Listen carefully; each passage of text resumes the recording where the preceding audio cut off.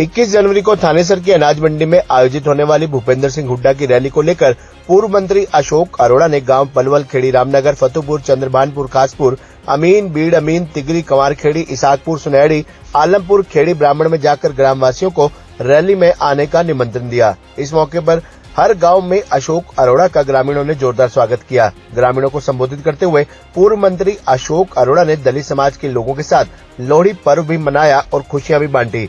अपने संबोधन में पूर्व मंत्री अशोक अरोड़ा ने प्रदेश सरकार की विफलताओं पर प्रकाश डालते हुए कहा कि मौजूदा सरकार कर्मचारी, किसान, व्यापारी और की सरकार है। ऐसे में सरकार को बदलने के लिए कांग्रेस ही एकमात्र विकल्प है। अशोक अरोड़ा ने उपस्थित जनसमूह से अनुरोध किया कि 21 जनवरी को ज्यादा से ज्यादा संख्या में थानेसर अनाज मंडी में पहुंचे और कांग्रेस को मजबूती दें।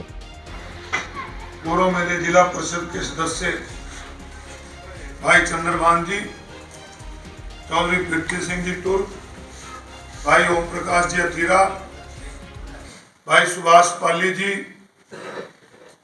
आपके गांव के ही डॉक्टर जीत सिंह जी, चौधरी मुल्खान सिंह जी, बराड़ साहब, जोगिंदर सिंह जी, मास्टर वरिंदर जी, मास्टर सेवा सिंह जी, प्रधान जी, उपस्थित सभी मेरे साथियों, आपके गांव में आने पर आपने स्वागत किया, इसके लिए आपका धन्यवाद करता हूं।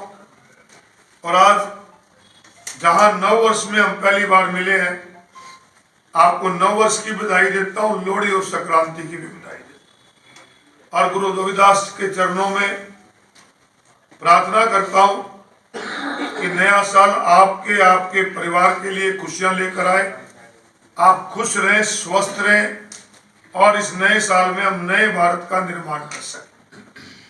क्योंकि आज देश और प्रदेश के अंदर जो सरकार है, वो सरकार ना देश के संविधान को मानती, ना देश के प्रजातंत्र को मानती, ना देश के कानून को मानती। देश के प्रजातंत्र में तो सबको बोलने का अधिकार है, परंतु इनके पास तो कोई जाओ बात सुनने की बजाय लठ मारे। चाहे ओल्ड पेंशन स्कीम मांगने कर्मचारी गए, चाहे किसान गए, चाहे आंगनवाड़ी वाले गए, चाहे सरपंच गए, चाहे गेस्ट टीचर गए, और संविधान को तो ये बिल्कुल मानते नहीं। इनका तो अपना संविधान है। बाबा साहब भीमराव अम्बेडकर को हम नमन करते हैं कि जिन्होंने संविधान में बराबरी का अधिकार दिया, जिन्होंने संविधान में हमारे दलित और बैकवर्ड भाइयों को आरक्षण का प्रावधान किया बराबरी पे लाने के लिए।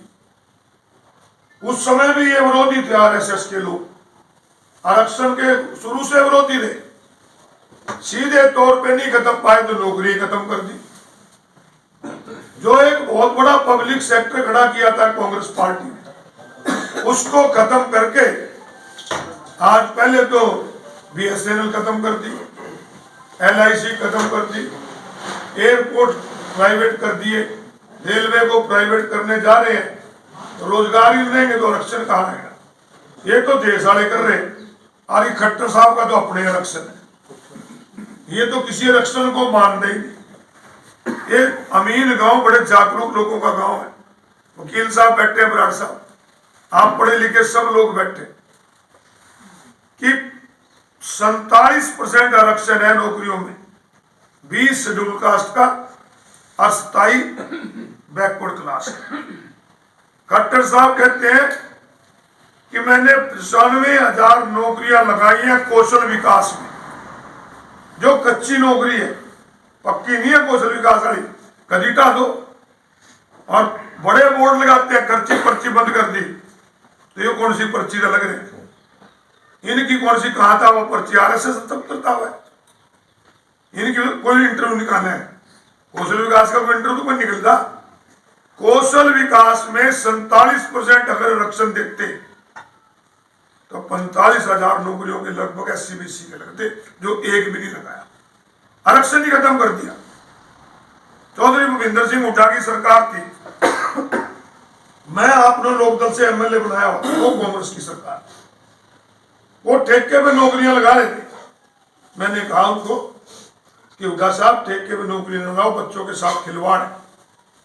उन्होंने कहा कि हुड्डा साहब जब तक प्रोसेस चलेगा, काम का हर्जा ना हो, चाहे वो रोडवेज की बात करें, चाहे आपके स्कूल की बात करें, कि अस्पतालों की बात करें, चाहे बिजली वालों की बात करें, पब्लिक हेल्थ की बात करें, बच्चों का काम का रोजगार ना नुकसान हो इसलिए प्राइवेट दे रहा हूं, ठेके पे दे रहा हूं।